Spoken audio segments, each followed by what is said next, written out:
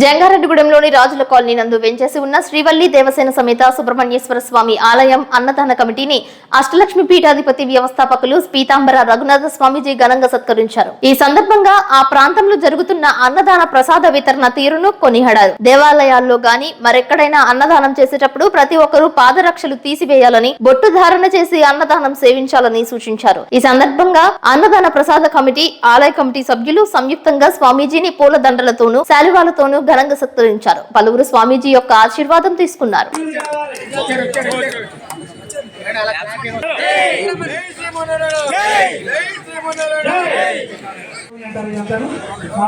సుబ్రహ్మణ్య స్వామి అది ఇదేదో పెద్ద బ్రహ్మోత్సవం ఉంది, తిరుమల బ్రహ్మోత్సవం ఉంది. ఇక్కడ అన్నదాన కార్యక్రమం జరుగుతుంటే మామూలుగా లేదు. కానీ హిందూ ధర్మం వచ్చి ఒక మాట చెప్పారు కాబట్టి ఈ భోజనం చేయడం కూడా భగవంతుడి యొక్క ప్రసాదం. ఇప్పుడు మీకు పెట్టేది ఆ స్వామికి నైవేద్యం పెట్టి పెడుతున్నారు. కానీ భోజనం చేసేటప్పుడు చెప్పులతో తినకూడదు. ఒకటి చెప్పులు వేసుకున్న వాళ్ళకి అక్కడ భోజనం పెట్టకండి. ఫస్ట్ పెట్టచ్చు ముందు చెప్తున్నాను. పాదరక్షలతోటి తినకూడదు. మన ఆలయంలో కలిగిన భగవత్ ప్రసాదం కాస్త నువ్వు చెప్పులు పక్కన ఇప్పేసుకుంటా. రెండు అలాగే ఈ పక్కని కొంచెం కుంకుమ పెట్టండి. నుదుట బొట్టు లేని వాడికి కూడా అన్నం పెట్టదు. నిజం రియలే. మన హిందూ సంప్రదాయం అంటే ఏంటి? కంపల్సరిగా నుదుటి బొట్టు కంపల్సరిగా లక్ష్మీ స్వరూపం కనుక బొట్టు లేకపోతే మనకి సరైన పద్ధతి కాదు. మన సంప్రదాయం బొట్టు ఉండాలి. కాబట్టి బొట్టు పెట్టండి. నాన్న బొట్టు పెట్టుకో. లేదా ఎవరైనా పక్క నుంచి ఒక్కొక్కరు బొట్టు పెట్టండి. సన్న పొలం తీసుకుని చక్కగా తడి చేసి పెడితే బొట్టు పెట్టండి. ఇది 100% మన సంప్రదాయంలో పాటించవలసింది. ఇంకా ఇంతమంది మీరందరూ కలిసి వస్తున్నారంటే చాలా మంది భగవత్ ప్రసాదం ఇంతమంది తీసుకుంటుంటారు. ఎట్లానో ఇంట్లో అమ్మ, నాన్న, అక్క, చెల్లి, అన్నదమ్ములు కలిసి భోజనం చేసే అలవాటు ఉండేది ఒకప్పుడు. ఇప్పుడు ఎవరికి ఆకలిస్తే వాడు తింటున్నాడు. వీడు ఎప్పుడొప్పుడు తింటాడు. నాన్న తిన్నాడని కూడా అడిగాడు మహానుడు. కొడుకు నాన్న తిన్నాడని అడగడు. తండ్రి అడుగుతాడు అనుకోండి కొడుకు వచ్చాడా తిన్నాడా అని. కానీ అందరూ కలిసి తింటే ఇంటి యజమానికి ఎంత ఆనందమో మనం అందరం కలిసి ఇక్కడ భోజనం చేస్తే భగవంతుడికి ఎంత ఆనందం. అందుకే మనకి కార్తీక మాసంలో మనకి సమారాధనని, వన భోజనాలని ఇవన్నీ ఎందుకు పెడుతున్నారు? మన మధ్య ప్రేమ, అనురాగం, స్నేహం, ఫ్రెండ్షిప్, మన మధ్య ఒక కమిట్మెంట్, మన దైవం పట్ల భక్తి ఇవన్నీ ఉండాలని ఈ భోజనం పెట్టారు. అంతే తప్ప అన్నదానం అనకండి. అన్నదానం అనకూడదు. అన్నదానం అంటే అర్థం బాగా పేదవాడికి ఏమి లేని వాడికి చేసేది అన్నదానం. కానీ ఇక్కడ మనం భగవత్ ప్రసాదం ఏంటది? స్వామివారి యొక్క పుట్టినరోజు అయింది, వైభవంగా చేస్తున్నాం. అందరం కలిసి ఒక కుటుంబ సభ్యులుగా ఎవరింట్లో వాళ్ళు తింటాం, అందరూ ఒక చోట తింటామండి. కానీ ఇది ఒక భగవంతుడు ఇచ్చినటువంటి ఒక గోల్డెన్ గిఫ్ట్ కనుక మనందరం కలిసి ఇక్కడ తీసుకోవడం ఒక అదృష్టం. కాబట్టి ఇక్కడ క్యూలో నిలబడడం కూడా చిన్నతనంగా భావించగలదు. ఇది భగవంతుడి యొక్క ప్రసాదం. మీకోసం ఏమేమి చేశారు వెరైటీస్?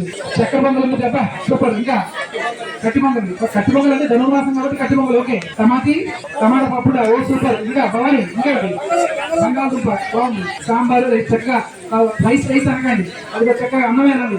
రైస్ అంటే హోటల్లో ఉండేది రైస్, ఇక్కడ ఉండేది ప్రసాదం. కాబట్టి ప్రసాదం ప్రతి ఒక్కరూ కూడా నుదుట బొట్టు పెట్టుకుని తినే ముందు కూడా ఒక్కసారి సుబ్రహ్మణ్య స్వామి ఆయన దగ్గర తింటున్నాం కదా ఆయనకు నమస్కారం పెట్టుకోండి. మన సంప్రదాయం అంటే ముందది. ఇప్పుడు అయ్యప్ప స్వాములు ఉన్నారు, భిక్ష ఎలా తీసుకుంటారు? చక్కగా వస్త్రం పెట్టుకుంటారు, దేవుడిలో పెట్టుకుంటారు, కొట్టించేందుకు అసలు భగవన్నామ స్వామి తీసుకుంటారు. అప్పుడు దండం పెట్టుకుని కదా భిక్ష తీసుకుంటారు. భవాని అయినా అమ్మవారిని తలుచుకుంటారు కదా. కాబట్టి మన హిందూ సంప్రదాయంలో ఎవరింట్లో మనం భోజనం చేస్తూ ఉంటే తినే ముందు చక్కగా దేవుడిని తలుచుకుని తినడం మన సంప్రదాయం. వాసుదేవాయ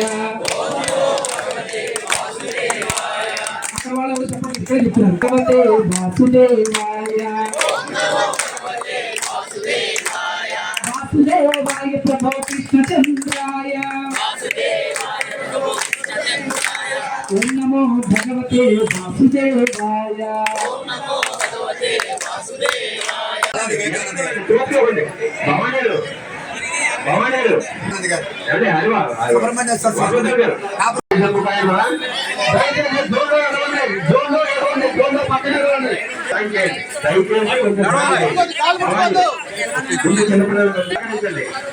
చిన్నపిల్లలు పంపించేసాడు. స్కూల్ పిల్లలు టైం అయిపోతుందంట. చిన్నపిల్లలు పంపించారు. భవానీ కొంచెం సాయం చేయండి. ఈ ఒక్క వారానికి కొంచెం సాయం చేయండి. Thank you.